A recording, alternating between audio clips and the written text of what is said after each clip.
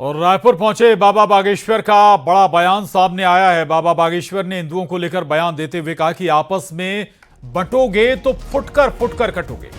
हिंदुओं का हाल है कि एक एक रहेंगे तो टूट जाएंगे, एक साथ सब रहेंगे तो उनकी नानी याद आ जाएगी। वो हिंदुओं को तोड़ नहीं पाएंगे।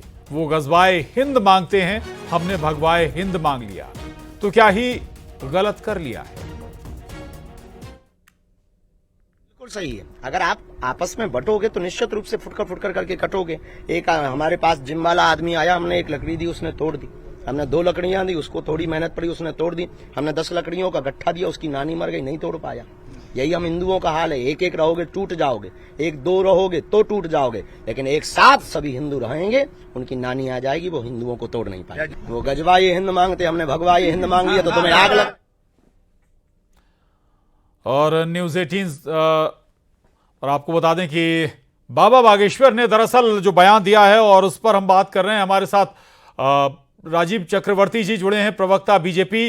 राजीव चक्रवर्ती जी, पंडित धीरेन्द्र कृष्ण शास्त्री इस तरह के बयान देते हैं। एक पक्ष ये कहता है कि जानबूझकर ऐसे बयान दिलवाए भी जाते हैं ताकि एक सियासी दल या सीधे तौर पर निशाना आप लोगों पर होता है, चुनावी लाभ ले ले।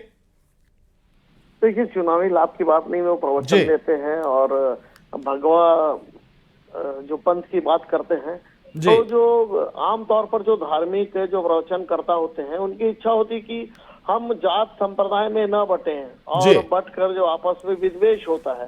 जिस प्रकार से भी राहुल गांधी जी ने कहा कि ओबीसी वर्ग को एक हो जाना चाहिए, दलितों को एक हो जाना चाहिए, तो एक समाज के अंदर एक संदेश अच्छा नहीं जाता है। तो इस प्रकार से प्रवचन करता धार्मिक व्यक्ति यदि सामाजिक एकता की, सौहार्द की, अखंडता की बात करते हैं तो उसे चुनावी नजर से नहीं देखना चाहिए। उसे एक धार्मिक पंडित धीरेन्द्र कृष्ण शास्त्री के बयान के साथ खड़े हैं क्या आप?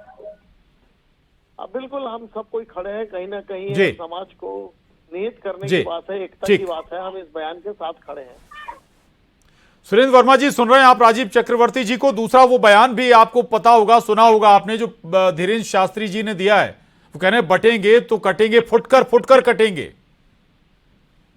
प्रशांत जी, देश संविधान और कानून से चलता है और संविधान के इतर किसी को भी बयानबाजी करने का नैतिक अधिकार नहीं है। सनातन में वसुधैव कुटुंबकम की बात कही जाती है। वो संपूर्ण विश्व जब एक परिवार है तो इस तरह से बांटने और काटने की जो बात है, ये केवल उन्माद फैलाने के लिए नहीं किया जाना चाहिए। धर्मगुरु निश्चित तौर पर सनातन में जो है विशेष महत्व होता है। अपने वाणी में संयम बरत के उनको अपनी महानता दिखानी चाहिए। ऐसे जो बांटने और काटने नफरती बयान है, उनसे परहेज करना चाहिए। देश के में एक संविधान है जिसको सबको मानना चाहिए। संविधान सर्वोपरि है और संविधान में राष्ट्रध्वज कहा गया के नीचे सारे भारतीय हैं, चाहे वो किसी भी धर्म संप्रदाय के हों। सभी को अधिकार है अपने आचरण के अनुसार, अपनी मान्यता के अनुसार आचरण करने का, धर्म को मानने का। धार्मिक स्वतंत्रता का अधिकार जो है हमारा मौलिक अधिकार है। उसमें किसी को उसके खिलाफ, उसके विपरीत जो है बयानबाजी करने का अधिकार नहीं है। निश्चित तौर पर जो है लाखों अनुयायी है उनके और उनको मानते हैं, उनको अपना धर्म मानने का और उसको उसका प्रचार प्रसार का जो है अधिकार है उनको भी है। लेकिन इस तरह से जहर घोलने का काम किसी को भी नहीं करना चाहिए। जी राजीव चक्रवर्ती जी, जहर घोलने का काम किसी को भी नहीं करना चाहिए। देखिए, जहर तो जॉर्ज सोरोस के लोग कर रहे हैं, जो अधिकार की बात कर रहे हैं, वर्ग भेद की बात कर रहे हैं, वर्ग संघर्ष की बात कर रहे हैं। और एक धार्मिक व्यक्ति अगर बोलते हैं कि बटोगे तो कटेगे नहीं, हम भगवा हिंद की बात करते हैं, तो भगवा तो दरगाह में भी चढ़ाई जाती है, भगवा तो मंदिरों में भी चढ़ाई जाती है। तो बात को अलग ढंग से लेना ये कांग्रेस पार्टी की हमेशा से नियम है।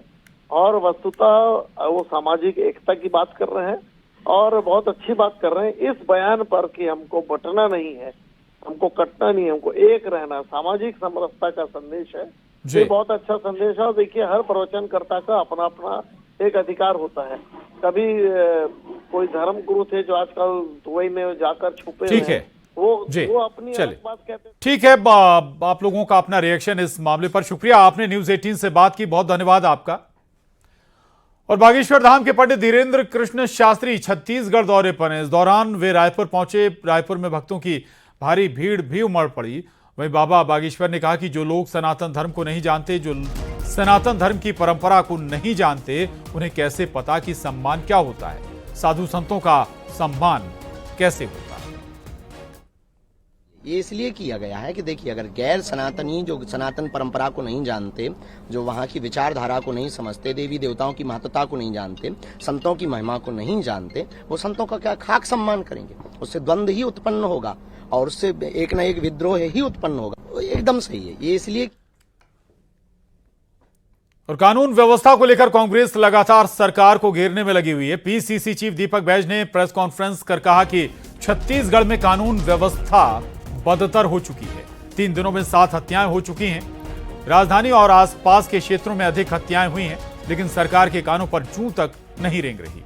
यूपी, बिहार की तरह छत्तीसगढ़ भी अब कंपटीशन कर रहा है। दीपावली के 3 दिनों में राजधानी रायपुर में 7 हत्याएं हो चुकी है और साथ ही राजधानी क्षेत्र के आसपास भिलाई, दुर्ग के जिलों में 4 हत्याएं। इस तरह से कुल मिलाकर राजधानी और राजधानी के आसपास क्षेत्रों में 11 से अधिक हत्याएं हो चुकी है। कांग्रेस के प्रदर्शन पर बोलते हुए डिप्टी सीएम अरुण साव ने कहा कि कांग्रेस को अपना कार्यकाल याद करना चाहिए। कांग्रेस ने 5 साल में छत्तीसगढ़ को अपराध और नशे का गढ़ बना दिया था, भ्रष्टाचार का गढ़ बनाया था। अपराधी सरकार के संरक्षण में अपराध करते रहे। आज दुर्भाग्यजनक कहीं भी घटना होती है, सरकार ठोस कार्रवाई कर रही है। अब तक की सभी घटनाओं में सरकार ने ठोस और मजबूत कार्रवाई की। हमारी सरकार की 0 टॉलरेंस की नीति है। कांग्रेस पार्टी केवल दिखावा कर रही है।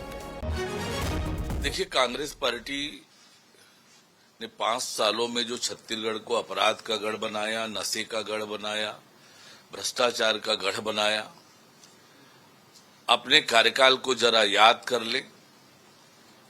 किस तरह से अपराधी बेखौफ होकर अपराध करते रहे हैं सरकार के संरक्षण में। और आज जहां कहीं पर भी दुर्भाग्यजनक कोई घटना होती है तो सरकार ठोस और मजबूती से कार्रवाई कर रही है।